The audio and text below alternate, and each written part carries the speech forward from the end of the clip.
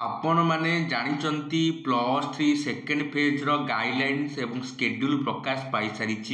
मुझे वीडियो मध्यम आपण मानक जनइबी जदि आपण मैंने प्लस थ्री सेकेंड फेज रे अप्लाई करने को इच्छा रखिंट अप्लाई कर सारापर आपण मानकर सिलेक्शन किपर हम कि पूर्व भली आउ जो फ्रिज फ्लोट एवं स्लाइड जो प्रोसीजर थिला कौन ता सेकेंड फेज में लागू एवं आउ गोटे प्रश्न जोटा बारंबार पिला पचार सार आम आडमिशन फी को किपर पेमेंट करूँ आडमिशन फी पेमेंटर कौन प्रोसीजर रही आमको जनातु मुझे वीडियो मध्यम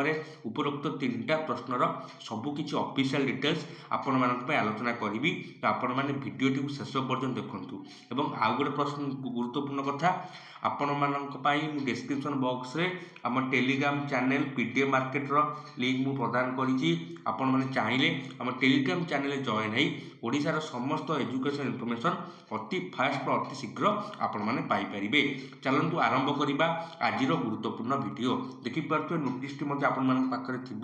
सेकेंड फेज गाइडलाइंस आपण मैंने टिके स्क्रॉल करे तलू ऑफिशियल गाइडलाइंस आपण मैंने देखा पाइबे देखु 6 number point 7 number point clearly mention अच्छी the selection of the applicant will be done purely on a merit basic देखु प्लस थ्री फेज टू रे बा सेकेंड फेज रे आपण मानकर सिलेक्शन आपण मेरिट बेस सिलेक्शन आपणकर केवल मेरिट बेसिक अनुसार हम मेरिट बेसिक अर्थ आपण मानकर मार्क को नहीं आपण मानकर सिलेक्शन हम जो कॉलेज रे सपोज जिते गोटे सीट भी जो सब्जेक्ट बलगा पड़ी सपोज गोटे कॉलेज 3टा सीट बलगा पड़ी 3टा सीट पर जो पिला अप्लाई करेंगे से पिला जो पिला अधिक मार्क रखिथे से 3 जन पिला ही सिलेक्शन मिल आठी मन रखिए कौन भी रिजर्वेशन नहीं there will be no reservation and weightage for the phase two admission process देखो जमी फास्ट फेज थी आपर SC ST PWD sports quota तो ये टाइप वेटेज और रिजर्वेशन थिला ताहा आपण मानकर सेकेंड फेज रे नाही केवल आपण मानकर मार्क बेसिक आपण माने प्लस टू जो मार्क रखिथिले सही मार्क अनुसार आपण मानकर सिलेक्शन हेबो बुझी पारे आपण मानकर मेरिट लिस्ट संपर्कित कोनोसी भी डाउट बर्तन न थिबो आपण बुझी पारिले जे केवल मार्क अनुसार आपण मानकर सिलेक्शन आसीबो एबे जिबा द्वितीय नंबर ऑप्शन को 8 नंबर पॉइंट जोटा मोस्ट इंपोर्टेंट पूर्व वीडियो आपको जनाई देखो there will be no free slide float option available for the phase two admission process देखो जपरी आपर फेज वन एडमिशन प्रोसेस रे फ्री स्लाइड एवं फ्लोट जो 3टा ऑप्शन थिला आपण माने जानते से ऑप्शन आपण मानकर सेकेंड फेज रे नाही मन रखिबे आपण मानकर free slide float option second phase रे नाही एवं कौन अच्छी after publication of the first round selection the selected applicant can download the intimation letter from the login and have to pay the total admission fee directly at their selected institution at any mode of preferably net banking bank challan NEFT UPI देखो जिते आप college selection देवे आपंकर fast round selection आसाला जो मैंने selected होते से intimation letter निजर लॉगिन एवं पासवर्ड दे सारापर डाउनलोड करेंगे से कौन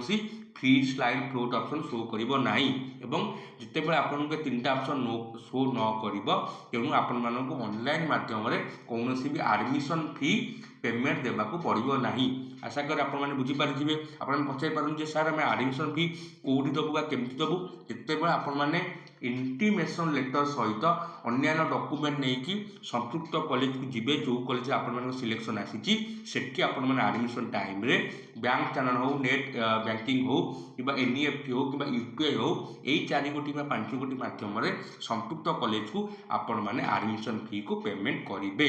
आशा कर आपण माने बुझी पारिबे जे एडमिशन फी आपण माने किपरि पेमेंट करेंगे ता सहित आउ गोटे मध्य मोस्ट इंपोर्टेंट पॉइंट जोटा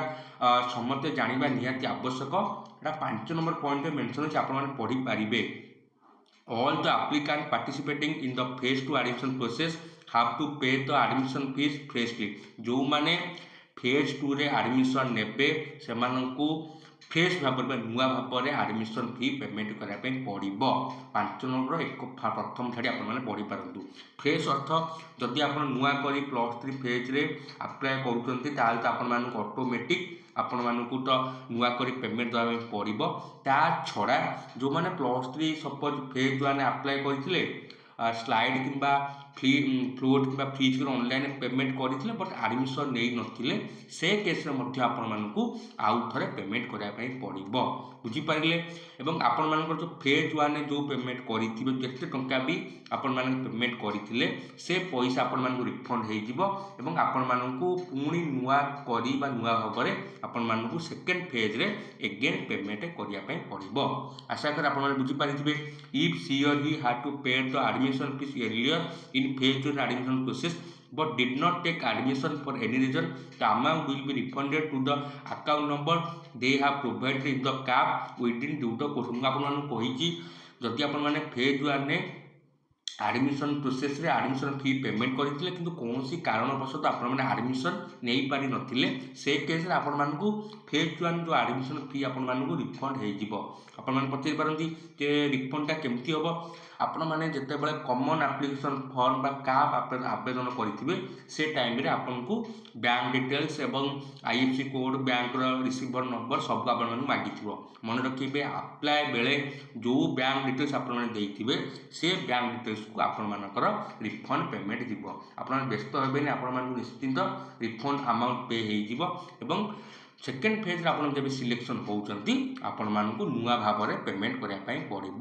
ଆଶା କରେ ଆଡ଼ମିସନ୍ ଫି ଏବଂ ଆଡ଼ମିସନ୍ ପ୍ରୋସେସ୍ ରିଲେଟେଡ୍ ଯାହା ବି ଆପଣମାନଙ୍କ ମନରେ ଡାଉଟ୍ ଥିଲା ମୁଁ ଆପଣମାନଙ୍କୁ ବୁଝାଇ ପାରିଛି। ଯଦି ଭିଡ଼ିଓଟି ଭଲ ଲାଗିଛି ଭିଡ଼ିଓଟିକୁ ସବସ୍କ୍ରାଇବ୍ କରିଦିଅନ୍ତୁ। ଧନ୍ୟବାଦ।